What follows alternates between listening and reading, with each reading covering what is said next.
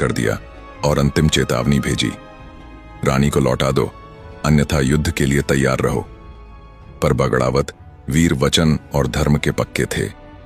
शरण में आई स्त्री की रक्षा उनके लिए प्राणों से भी बढ़कर थी। सवाई भोज ने युद्ध स्वीकार किया, पर रानी को लौटाने से इनकार कर दिया। यहीं से उस महायुद्ध का शंखनाद हुआ। खारी नदी के किनारे गोठा की धरती पर भयंकर संग्राम छिड़ा, जिसे बगड़ावत भारत का युद्ध कहा गया। एक ओर दुर्जन साल की विशाल सेना थी और दूसरी ओर 24 वीर भाई। 12 वर्ष का वरदान पूर्ण हो चुका था, अब नियति अटल थी। बगड़ावतों ने अद्भुत वीरता दिखाई, पर विधि के विधान के आगे कोई नहीं टिक सका। सवाई भोज सहित सभी 23 भाई वीर गति को प्राप्त हुए। गोठा का सूर्य अस्त हो गया। विनाश का समाचार सुनकर रानी जयमती ने अश्रु नहीं बहाए। वे जानती थीं, यह पूर्व निश्चित था।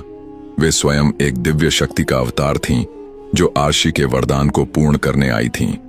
रणभूमि में उन्होंने सवाई भोज का शीश खोजा, उसे अपनी गोद में रखा और चिता पर बैठ गईं।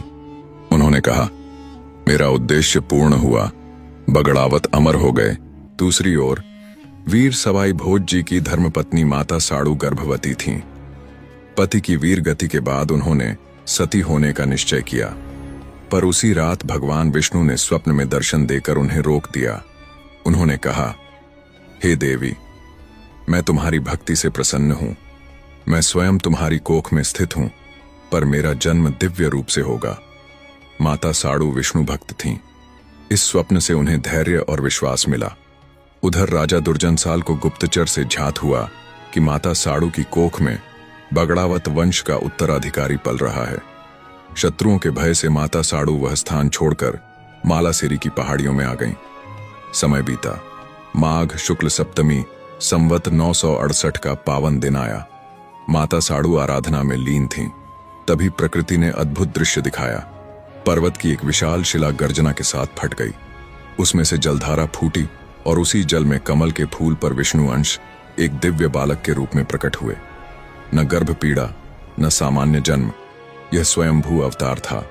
उनका नाम रखा गया देवनारायण, जिन्हें आगे चलकर उदय सिंह और देवधनी भी कहा गया।